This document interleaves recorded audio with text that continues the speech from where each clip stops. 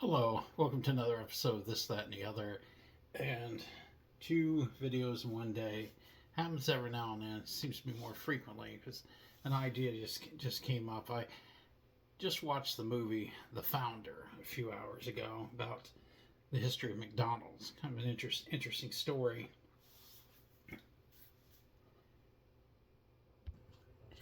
In this movie, it's about Ray Kroc. He at the time in 1954 was a milkshake machine salesman, and he's going from town to town in Illinois, trying to in St. Louis, trying to sell his milkshake machines with not much success. Everybody's turning him down, and he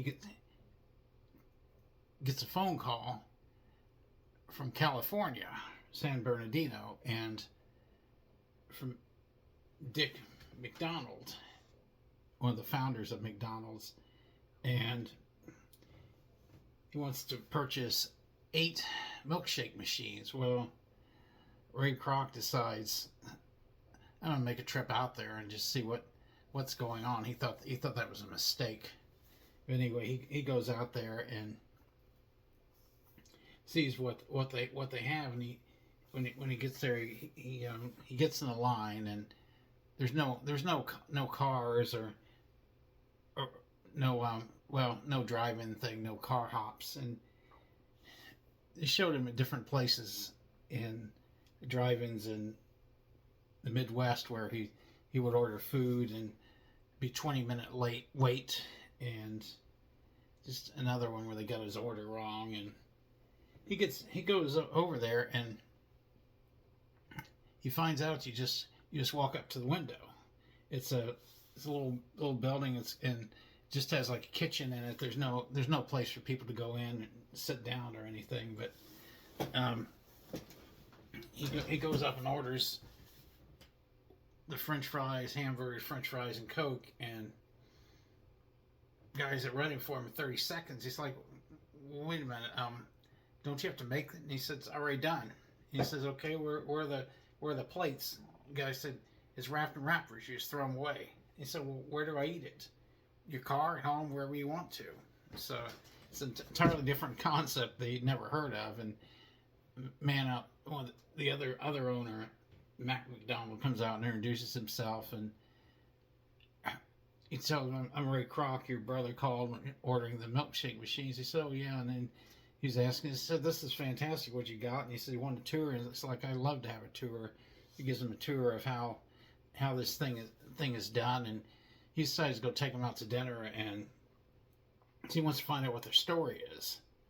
And they talk about how they grew up in New Hampshire, and I think they grew up on a farm and didn't have much money, and they were trying to they wanted find a way to make a living. And Mac decided to go to Hollywood. Him and his brother went to Hollywood, and Mac was looking to be an actor, and they ended up both just being truck drivers for Columbia Pictures. And they saw,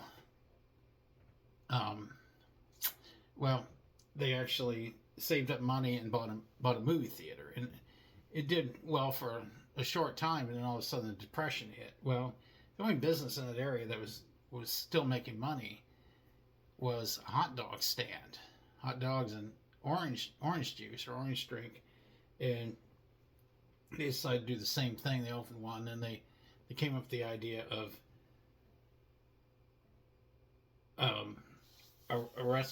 like a hamburger place. In 1948, they introduced the Speedy Service system featuring 15-cent hamburgers. All they sold was hamburgers, French fries, and soft drinks. That's all. They didn't want to be selling a bunch of stuff that didn't make money. They tried that before, and they found out those items didn't sell.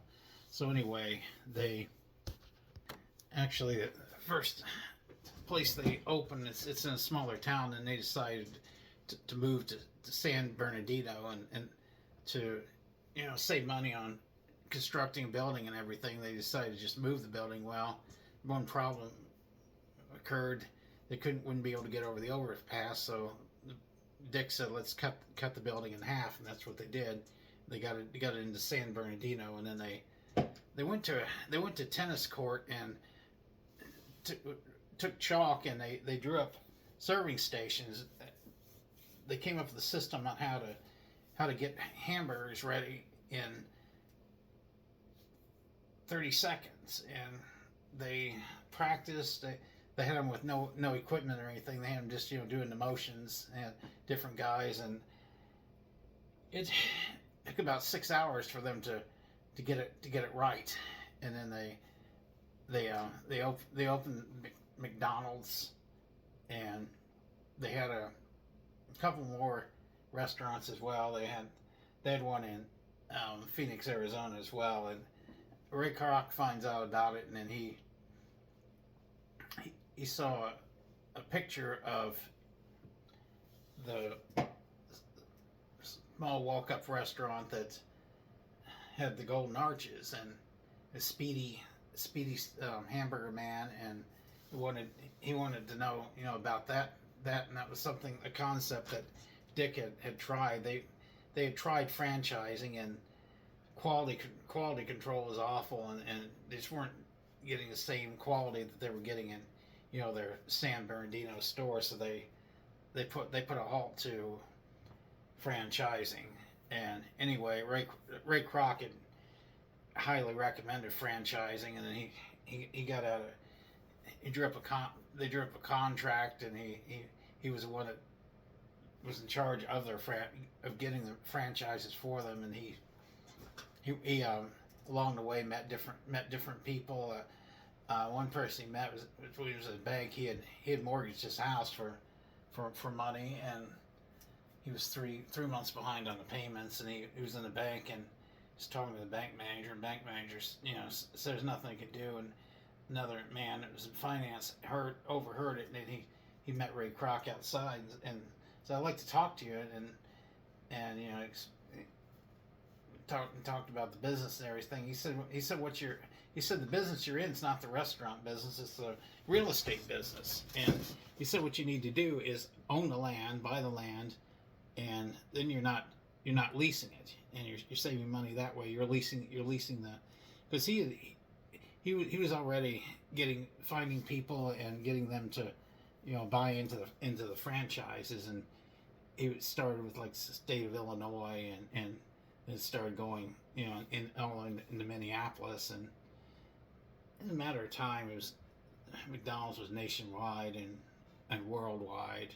And his wife name was Ethel, and played by Laura Dern. Michael Keaton played Ray Kroc. He told the brothers why he wanted that McDonald's name. He said that was a catchier name than Crocs. Crocs would not have been success. That name Crocs would not have been a successful business venture. He came up with his own company, and he called it. He made his own McDonald's, and he put on a business cards he was a founder. And in all truth, he was not the founder of McDonald's, but he did come up with the franchise and was responsible for them being all over the world and everything for the success. But anyway, he finally made an offer to the brothers. One of the brothers in the hospital, and Ray Kroc came with a check, just gave him a blank check and said, "Think about it." And he wanted to buy the McDonald's from them, and he ended up buying it from them for $2.7 million. And another thing they wanted was 1% of the profits. Well,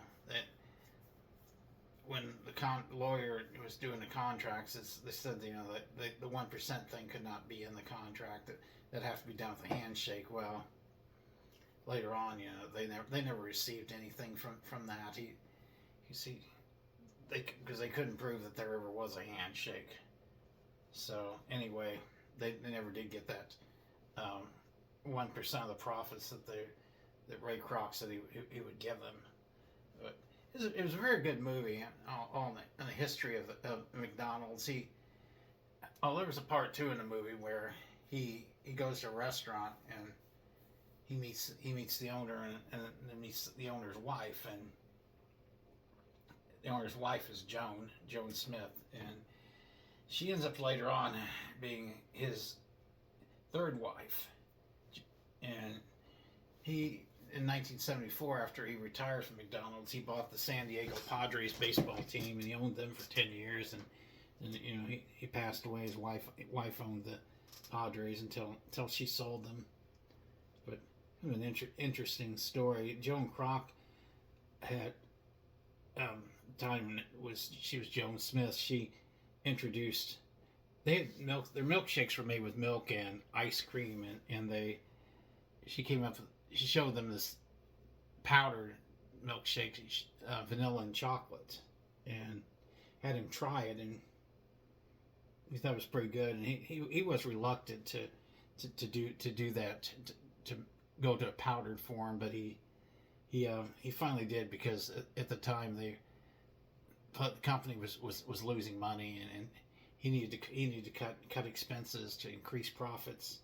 And I did see at the end of the movie that they did go back to having milkshake with milk and ice cream. They did go back to that later on. But anyway, it was a good movie and very enjoyable, interesting story, and I recommend it. And like I said, my show is about preserving history, especially obscure aspects of history. With that being said, like, subscribe, share. As always, thanks for watching.